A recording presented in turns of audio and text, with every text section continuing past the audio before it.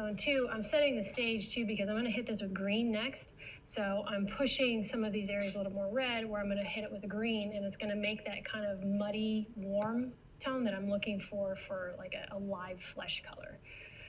So now I've got my phthalo green, which is a darker green than the neon, the limelight that we were using earlier.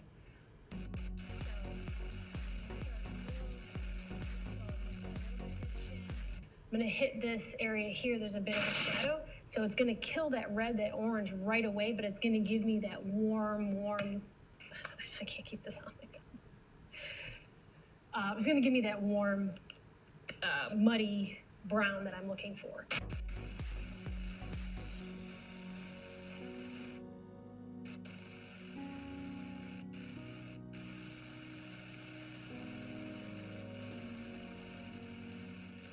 This is a little bit too orange, I'm gonna knock it back a bit. And while I've got it in my hand, I'm gonna hammer some of this into the hair too.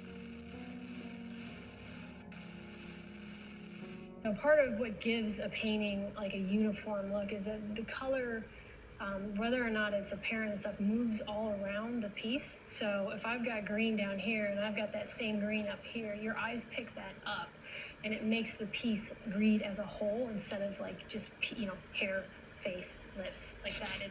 It makes it a much more harmonious piece of work.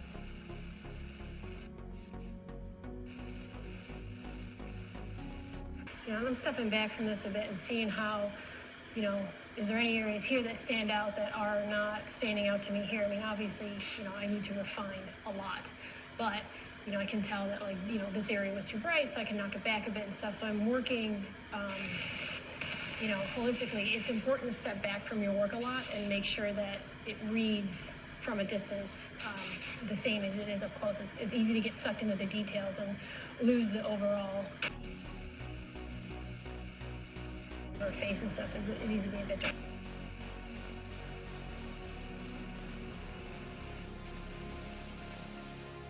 All right, so I've got this flesh color again, and now we're gonna go in and kind of clean up some of her 5 o'clock shadow and all that stuff. So I'm just gonna start and work my way.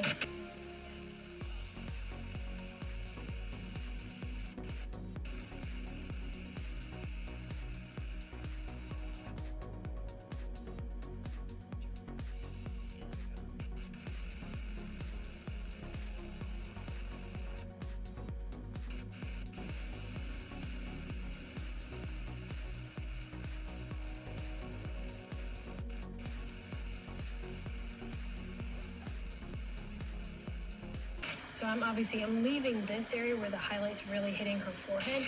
But other than that, like, I'm working this flesh tone back on top of these colors because I want them to mix visually on this. And this is gonna act different now on top of this green color than it did just on the straight black.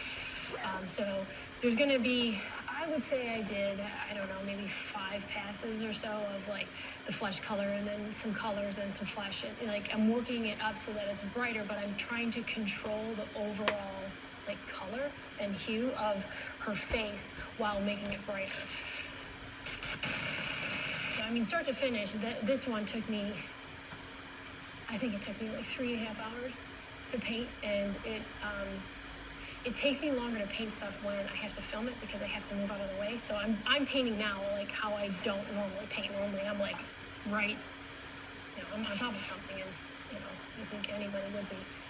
So it's a little bit different.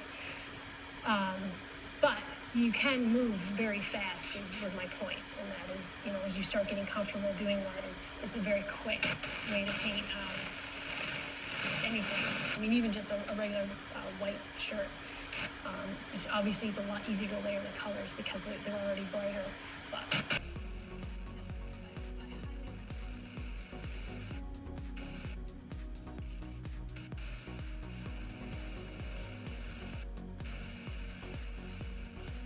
Ok, andiamo.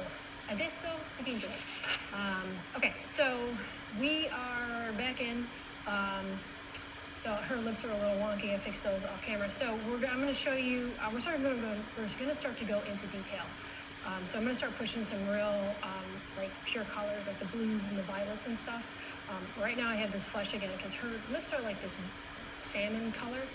So how I'm achieving that is I'm layering the pyro red, pyro orange, and this flesh tone, and just back and forth a little bit. And then I'm going to clean them up with a little bit of the violet in the shadow areas and stuff. So I'm just pulling out some of the details in her lips.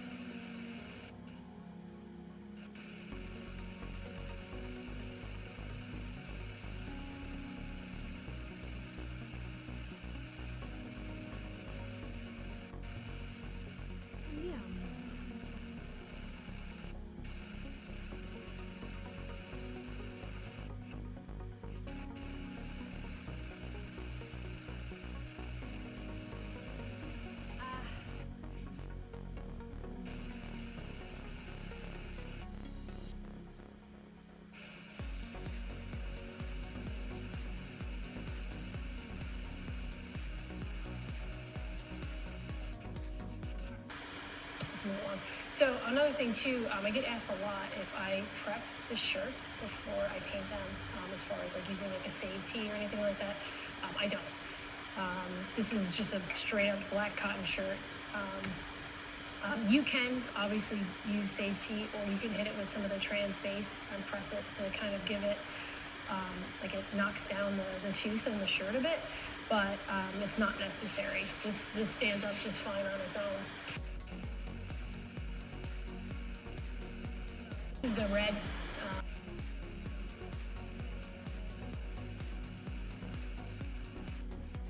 Okay, so for sake of moving this video along, I'm going to grab the violet, the dioxazine violet, purple, dioxazine purple. It's purple, yeah, no, same thing.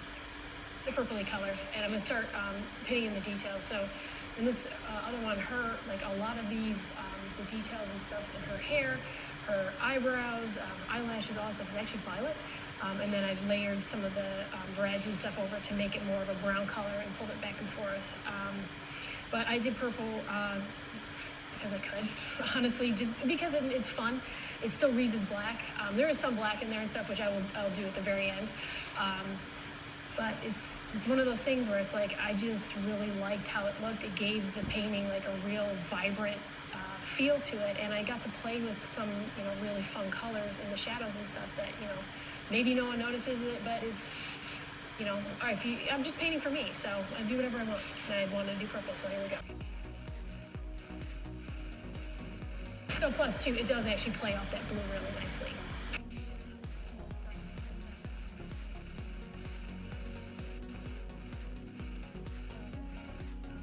Violet's actually a really great shadow to green. It knocks it way back, and it acts like if you're ever doing landscape painting and you have like a tree and you want to paint shadows in, like, say, like a pine tree or something, purple's a really great shadow color for green. So I'm going to hit it in here and shadow some of these clumps. Use it to transition into this black.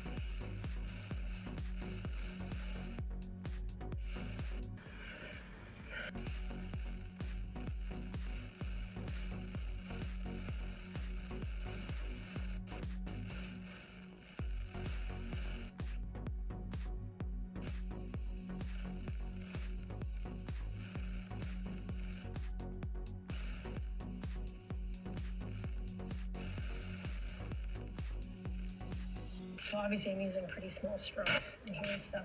I mean, this is already a black shirt, and I've already hit it with a layer of black. So really, you know, the violet, I don't know if you can see it on camera or not, but it just gives it a richness. So black is just super flat, and if you have a whole area of just black in a painting, it kind of sucks you in a bit. It's like a visually dead spot. So by hitting it with the blues and the violets and stuff, it lessens that that deadness without lightening the area up.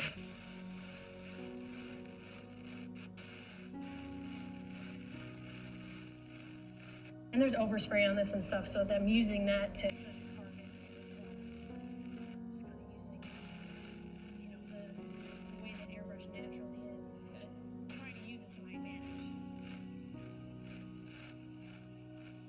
So, I mean, her ear is sticking out a tiny bit in her hair here. And I didn't, like, I missed it when I did the first pass of, like, the opaque flush. I actually forgot all about it till just now. But I hit it with orange. So I'm just going to leave it because it's not the focal point. And honestly, if her ear is there or not, it's not going to make or break the painting. So I'm just going to leave this orange and then carve around it. And then it will read as a shadow area of flesh.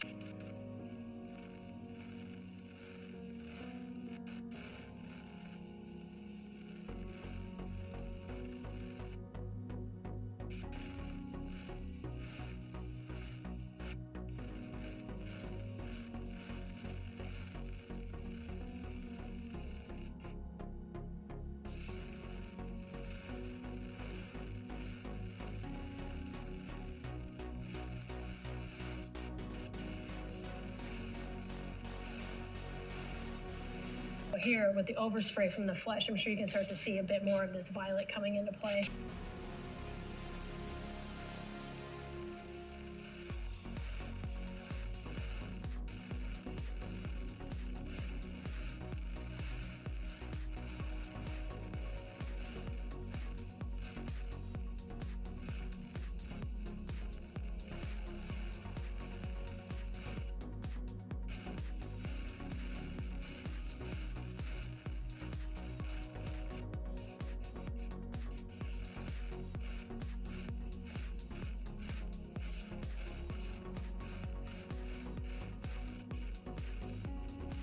So I am trying to keep these strokes consistent with like the shadowy areas that I've already established in her hair to keep it, so I'm not working against all the stuff I've already done. This is a little bit.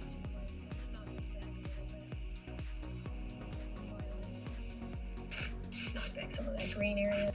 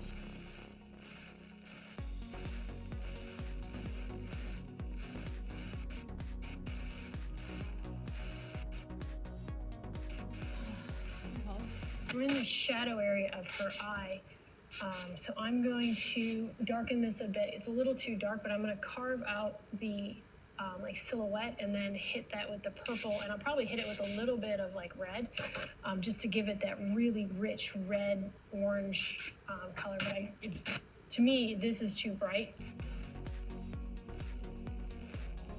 I'm going in and I'm like her hair and glasses.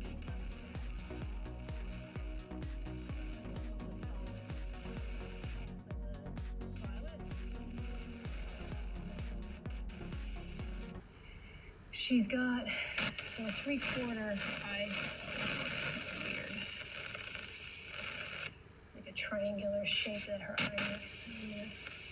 That's the shadow area.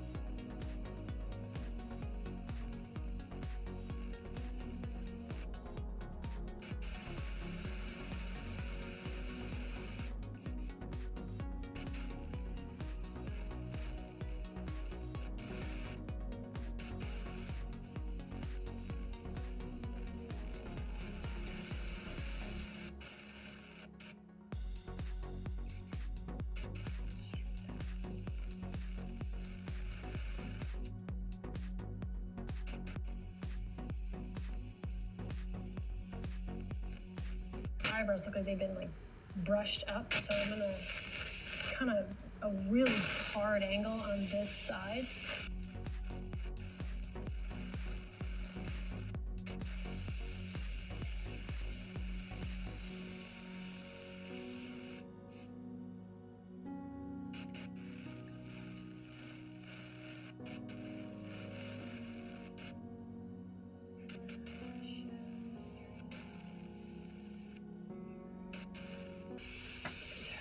Line down underneath. So, you know, your eyes have a thickness, so when the eye comes up and then it goes in and then it goes into where your eye is sitting. So there's actually like a lip there, so I'm going to reserve that area. Move to the other eye right now.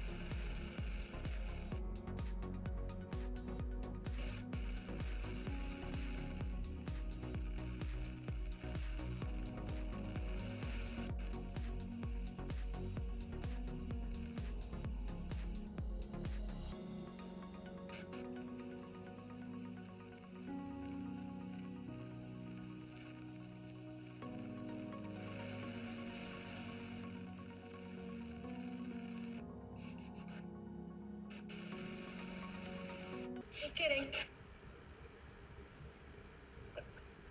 Okay. Oh, eyes, that's what we're doing.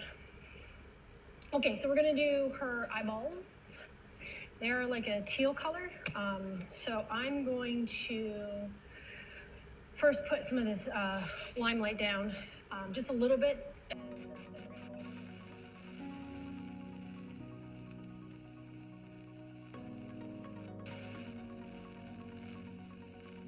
So in the meantime, I've kind of gone back in a little bit. I started pulling some of the details in with, actually with this and stuff, and like really like defining over these shadowy areas.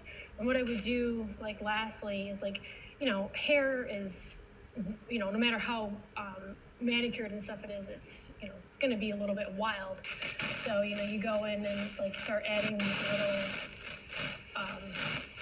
like frills and, you know, imperfections in the hairstyle to make it a little more realistic.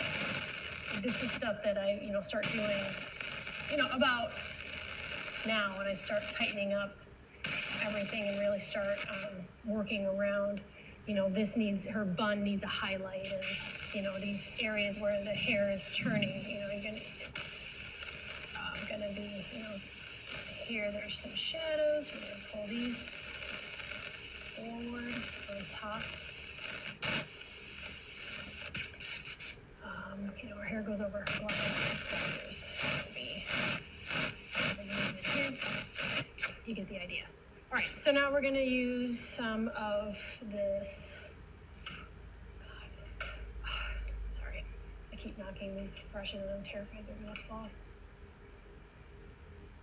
I'm gonna take some of this daylight blue and go over it. And since I've already laid down a bit of this violet, it's gonna really lend itself to a darker blue, like around the outside of our iris and stuff. And then I will actually go in with black. We're gonna go with this. Her eyes are this really pretty blue color.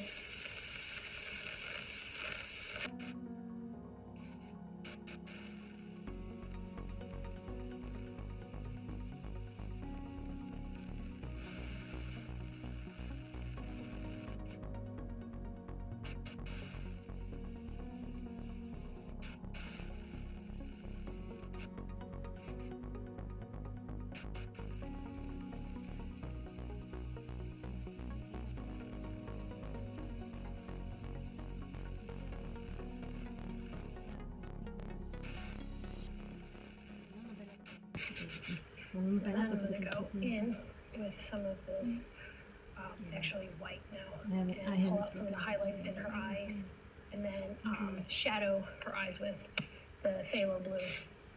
Really start to kind of fine tune the colors. They have like streaks of like gold and stuff in them.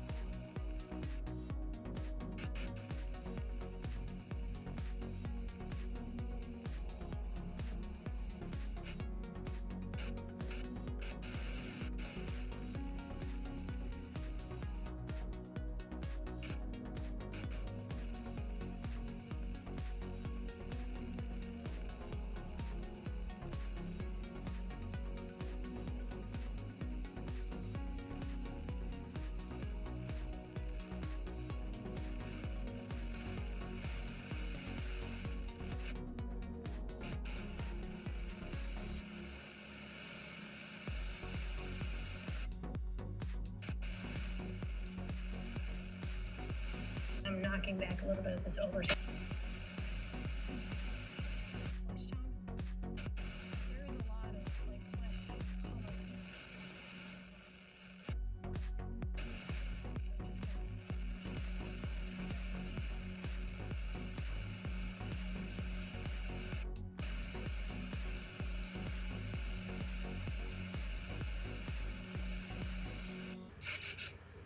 And now we need some of the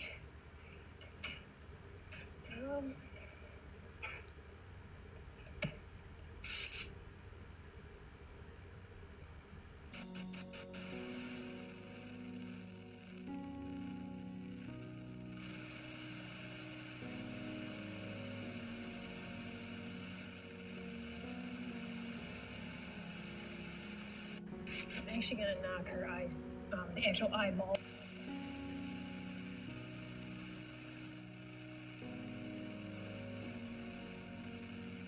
It's just a real tiny, tiny.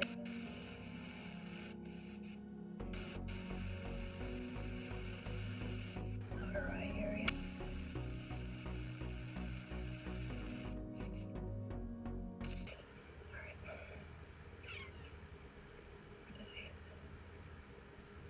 All right. Now I'm going to hit it with a little bit of black. I mean, her eyes are way, way too blue right now, but I want to get this dark value in there so I can see where where I need to make adjustments and stuff.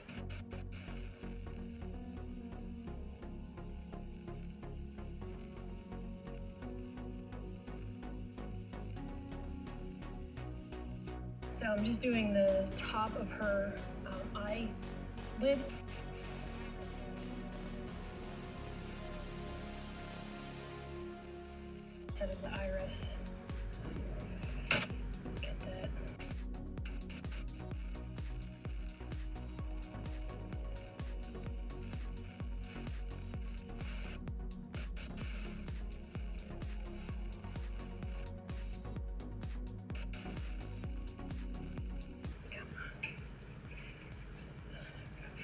clog in this.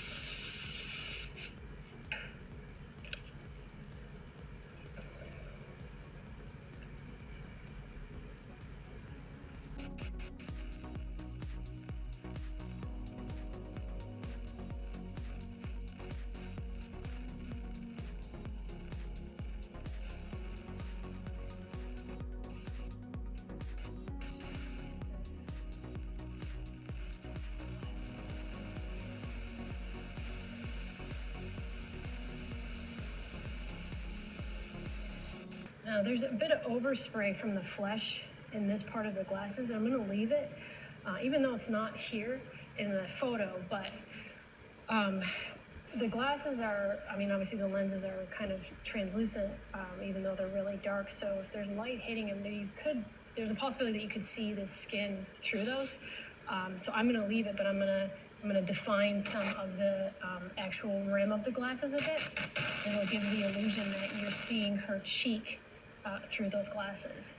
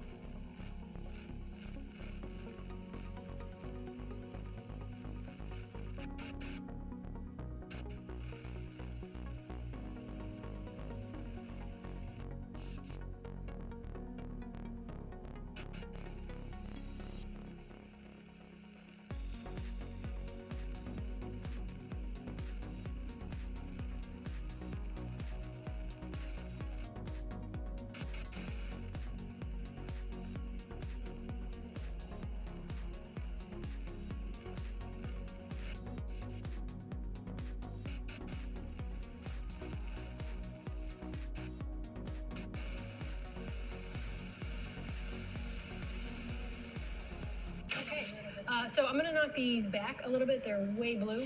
So I'm gonna use the complement here. I'm just gonna real gently just mist in some of this.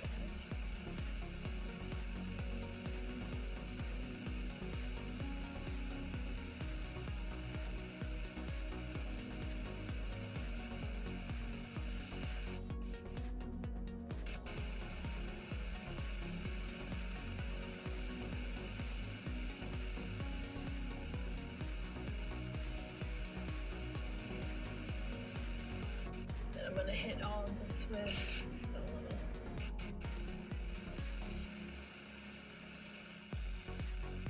And I'm gonna hit it all with white. And I think we can pretty much call this how to. I mean, obviously, you know, there's much more that needs to be done. You know, you can pull it, you know, the details in here would go in here with white. And, well, I'll give it a once over with the white then, and I'll show you what I would do if I were to want to push this. You know, obviously the lips need work. The nose needs to be a little bit more defined. It needs, you know,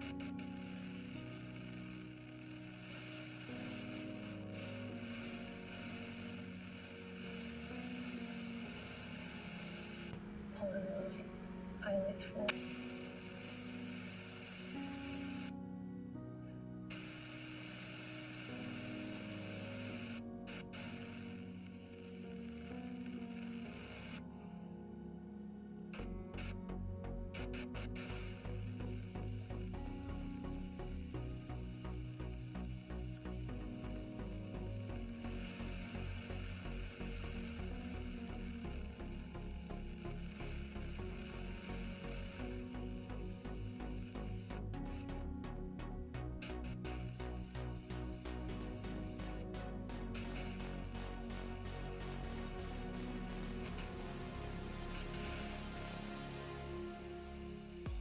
I'm going to highlight the top of her eyelid here, but I'm going to go in between her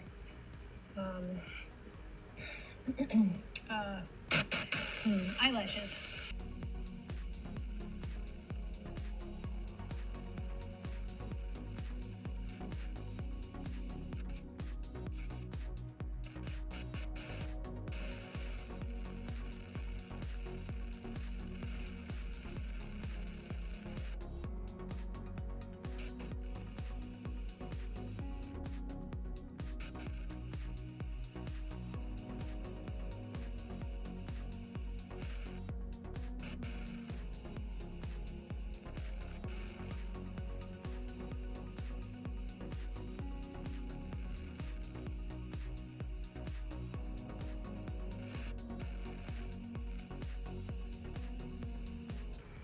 This has some of that creamy white color from before that I've gone over with. There's overspray of the flesh tone and the violet and stuff on this, so I'm just gonna pull a little bit of it forward. Read like the highlight spreads out like this. It's like I don't need to re-highlight the whole area.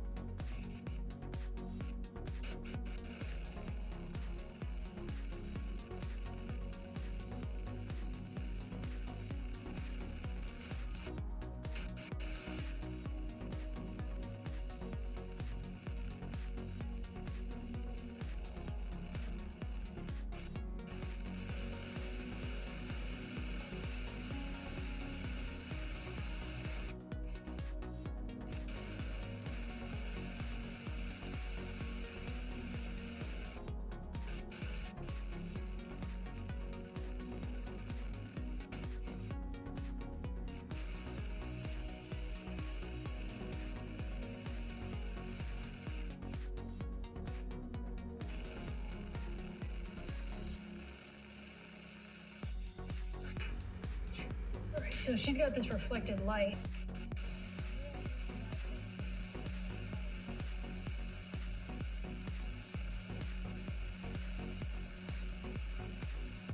I do want it to be pretty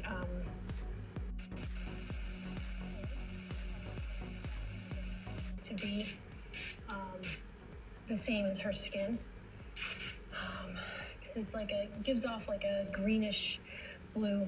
These gems and stuff in the photo, a lot of these are green, like an emerald green.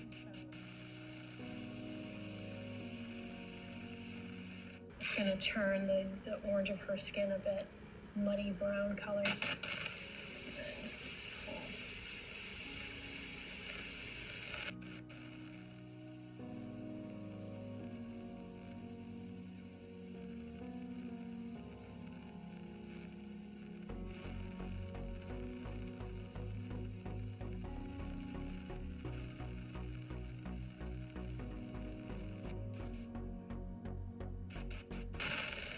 And I knocked this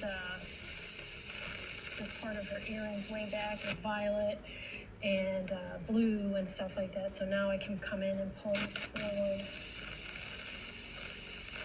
with that same white. And it's reading as like a very warm gray inside, which will reflect like her skin.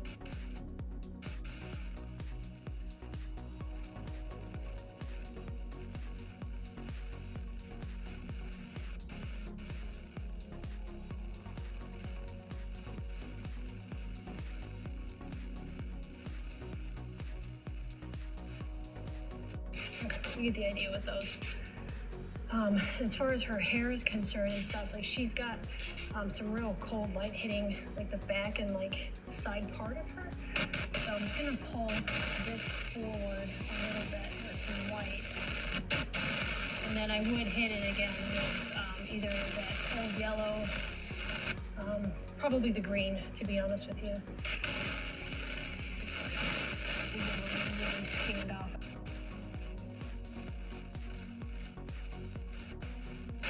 Again, I'm still paying attention to where I've got, the highlights already established.